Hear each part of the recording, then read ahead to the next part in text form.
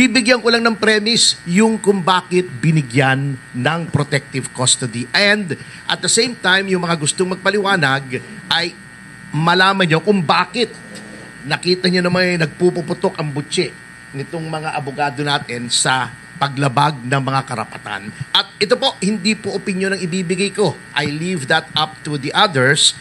And I challenge everyone, including biased media, to fact-check me every step of the way sa sasabihin ko. Okay. Fact yun, brother, no? F-A-C-T. Fact yun. Fact yun. Kinlaro ko lang.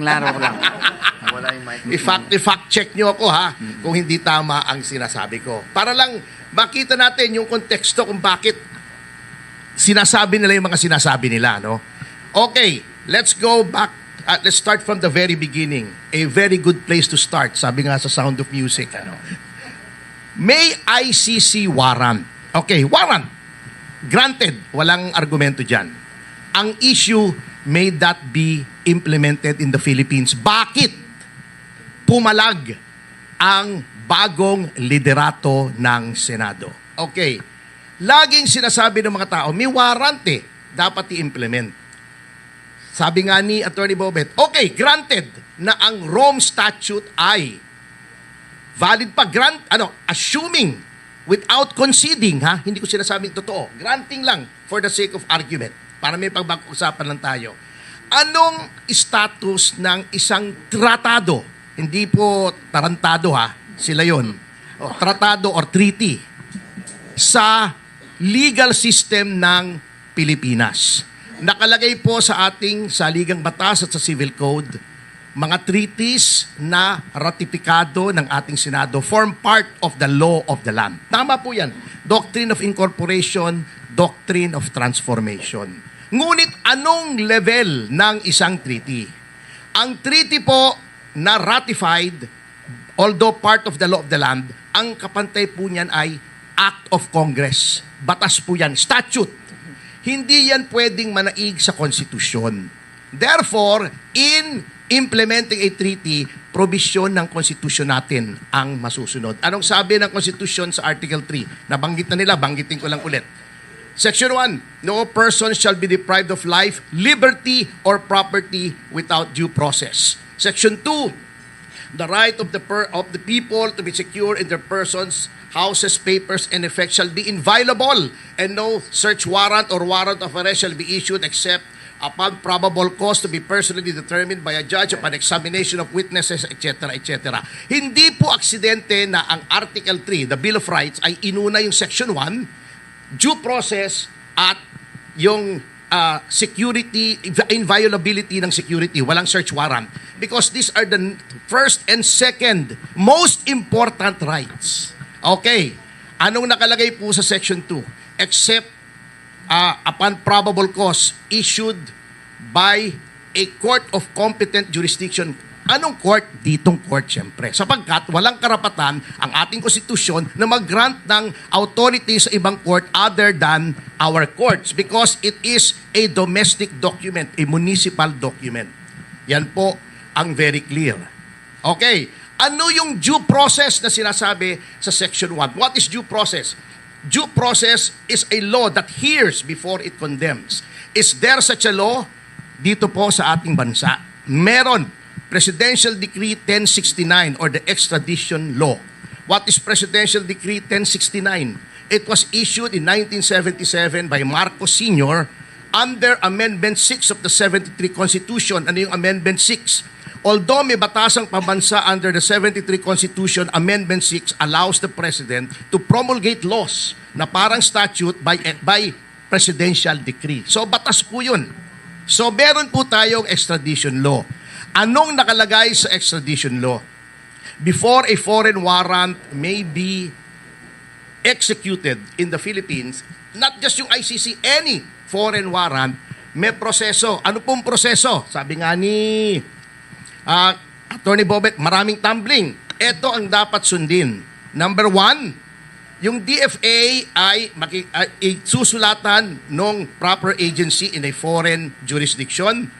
Pakikita yung warrant, the DFA will determine if that warrant is covered by an extradition treaty or any other treaty, and the offense is extraditable. Pagkatapos nadalhin sa DOJ, the DOJ will direct the special counsel to file an extradition petition before the regional trial court where the DOJ is located, RTC Manila. Lilitisin po yan, didinggin yung subject ng extradition at appealable pa sa Court of Appeals.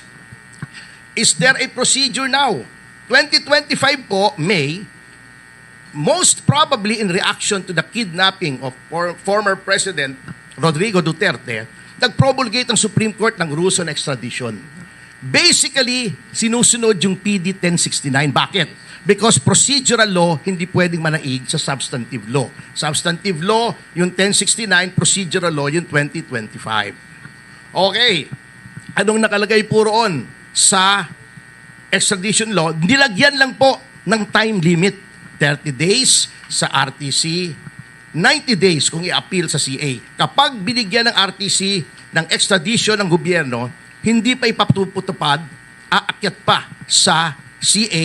Pag nanalo lamang ang gobyerno sa CA, saka pwedeng i-extradite. That is the procedure because of due process. And any warrant should come from Philippine courts. Tama si Attorney Bobet. Kasi nga, may sovereignty tayo. Okay. Yung 9851, anong nakalagay? Nakalagay doon. Yung warrant ng foreign court may be implemented here subject to applicable extradition laws and treaties. Tingnan nyo kung hindi tama lahat ng sinasabi ko. Yun po ang sinasabi ng kampo ni Senator Bato in very simple terms. Kaya pag sinasabi nilang 9851, meron, hindi pa rin pwede. Kasi subject to applicable extradition laws. May extradition laws tayo. Pag sinasabi nilang may treaty, a treaty cannot go against the Constitution. Kung yung pinagagawa sa atin ng treaty, labag sa Constitution, hindi rin pwedeng ipatupad. In closing, isipin nyo na lamang to mga kasama. Kung yung foreign divorce nga, divorce lang yun, hindi pwedeng ipatupad dito sa Pilipinas hanggang hindi nagkakaroon ng judicial confirmation. Judicial recognition of foreign divorce. Hindi naman nakaka-deprive ng liberty yung divorce. Nakakabigay pa nga ng liberty, di ba? Hindi pwedeng ipatupad dito sa Pilipinas, divorce lang. Arrest warrant pa kaya. That is the basis of protective custody. Ang Senado bilang institusyon has the right to protect its members against illegal laws. Not because only that they are members of the Senate, hindi dahil mataas ang katungkulan nila, but more fundamentally, because they are citizens. At eto napaka-hypocrite talaga itong mga ito Noong panahon ni Enrile, nakipag-coordinate, I was personally there, I'll have you know. Nasa NBI po ako noon with Mayor Lim. Maayos yung naging aresto kay Enrile sa loob. Ang Senado, nandun pa sa yung National Museum ngayon. Noong panahon ni De Lima, nandun din ako. Kasi kami po yung nag-file ng kaso against De Lima.